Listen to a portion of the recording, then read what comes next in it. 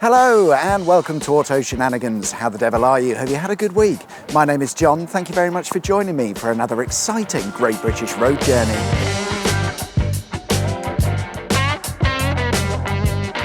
This week I've come to Somerset, a mostly rural county that's perhaps best known for producing cider and cheddar cheese. Fair enough. Anything else? No, not really. There's the odd quarry here and there, and I suppose Somerset is home to Glastonbury and its music festival, but that's pretty much it. Or is it? Today we'll be finding out as we take a journey across Somerset from Bath to Frome. As always, to help navigate our way around, we'll be using my 1923 Michelin guidebook, period correct maps, and what do you call a man with a seagull on his head? Cliff. According to my guidebook, Bath is home to beach and cliff. It doesn't really do a lot, but it does provide an open space to be enjoyed by all, and it does offer some stunning views across Bath.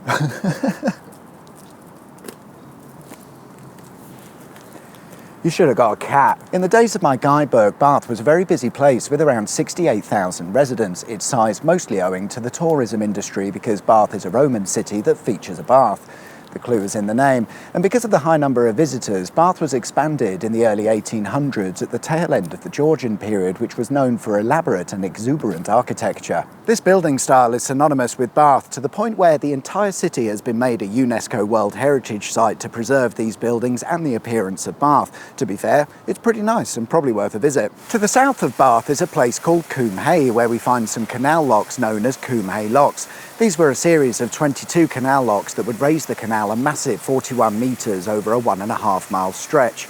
It seems like a lot of effort, but at the time it was worth going to the trouble of building it because this canal was known as the Somerset Coal Canal, a canal that connected the various coal mines across the region. It turns out Somerset is a massive coal field, and during the 17th and 18th century coal mines were built all over, and the coal canal was used as a way of transporting the coal to places like Bath where it could be sold or transported on to other parts of the country. So it was clearly worth the effort in building the 22 locks to cross the hilly area. They were completed in 1805 and would be in use until 1899, by which time the railways had come along and taken all the business. Next we're going to head to a place called Midsummer Norton, and to get there we'll be using the A367, a road that has seen many changes over the years.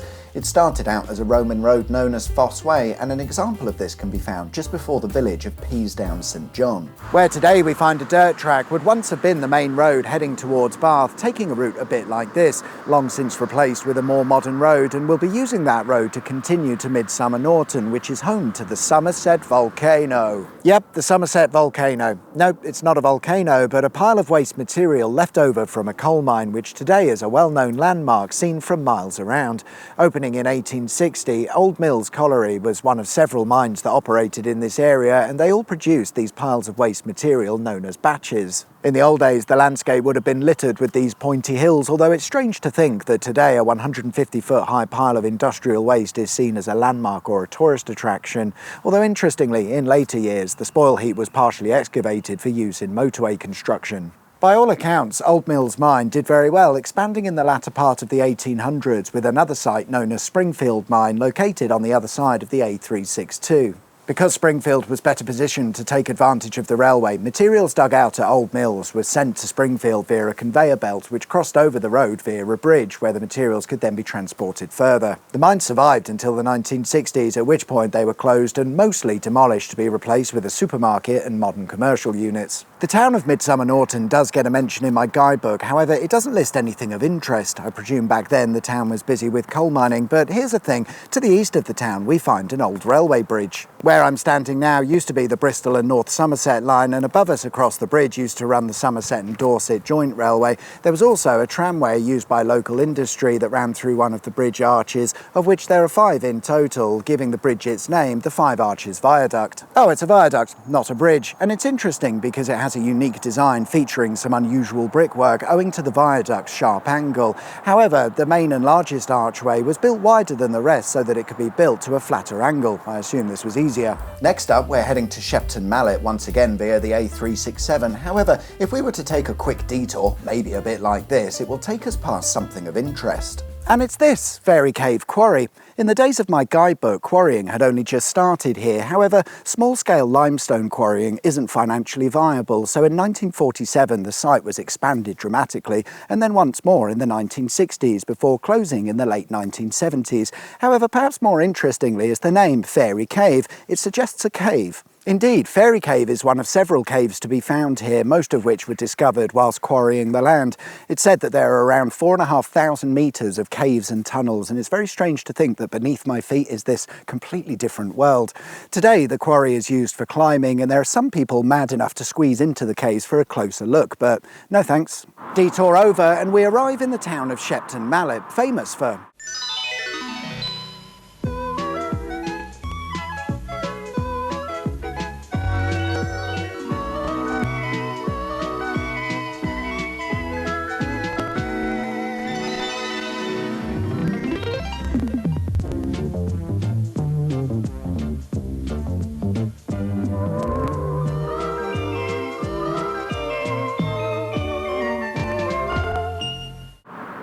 What the hell was that? Anyway, Shepton Mallet's greatest export surely has to be Babycham, a perry or pear cider-based beverage invented in the 1940s and launched in 1953 by the Showerings Brewery. And it's interesting because it was the first alcoholic beverage to be advertised on TV and the first marketed towards younger women. It must have worked because by 1966 the brewery were producing over 100,000 bottles of Babycham every hour, and in fact they stopped brewing beer altogether to focus solely on Babycham. If Wikipedia is to be believed, in 2011 over 15 million bottles of Babycham were sold across the world. Although to who? When was the last time you heard anything about Babycham? My guidebook suggests that maybe we'd like to visit the local church, noted for its interesting roof. There it is, and a short distance from there is Shepton Mallet Prison. Until its closure in 2013, it was the oldest operating prison in the country, having opened in 1625. During the 1800s, a treadwheel was installed, described as a form of engine typically human-powered. It was usually assigned to those who had been sentenced to a term of hard labour, and the treadwheel was used to power a grain mill that sat just outside of the prison walls. If you were a proper criminal, there's a good chance you'd have made use of the execution facilities found here, the last of which happened in the 1940s. Today, the prison is a tourist attraction and museum. Moving on, and we're going to head towards our final destination, and to get there we'll be using the A361. Resisting the urge to visit the myriad of quarries along the route, we pass by the village of Nunney, where there's something interesting for us to look at. Castle. Nunney Castle, built in the 14th century but modernised and altered in the 16th. It's surrounded by a 3-metre deep moat and access is via a single bridge. With an additional outer perimeter wall, it would have been a very difficult castle to invade. But a certain Oliver Cromwell didn't get that memo, who during the English Civil War rocked up in Somerset and said, "That's a nice castle, I'll have that," surrounding it with cannons and blasting the shit out of it. What was once no doubt a nice castle with multiple floors and rooms was now in a bit of a state and lay derelict until the 1920s, when some level of restoration work was carried out on what remained. As a result, today it's open as a tourist attraction and it's operated by English Heritage, and it's free entry. Good. Our final destination is the town of Frome, where my guidebook suggests maybe we'd like to visit Nunney Castle. Oh, yeah. So instead, here's an abandoned building. It sits on the site of what used to be a silk mill. However, at the time, the factory buildings that we're looking at didn't exist. The silk mill was purchased in 1923 and they began manufacturing Carley floats and buoyancy apparatus, perfect when you're miles from the nearest coastline. That said, the location wasn't really important. The factory grew to be the largest of its type before they moved into metal engineering and automotive part manufacture. This would see the construction of some new factory buildings, the ones that we're looking at, in which were several sheet metal presses ranging from 6 to 200 tonnes in terms of pressing power, and they were able to produce over 1 million parts every month until the factory's closure in 2012. And there we are then, guys. That's all we've got time for this week. Thanks very much for watching. I hope you liked the video. If you did, there is of course a button specifically for that, and if you haven't subscribed already, please consider doing so. That'd be wicked sweet awesome. Enjoy the rest of your week, whatever it is you get up to. My name's John, you've been watching Auto Shenanigans, and I'll see you guys next time for another exciting Great British Road Journey. Until then, take care, bye bye.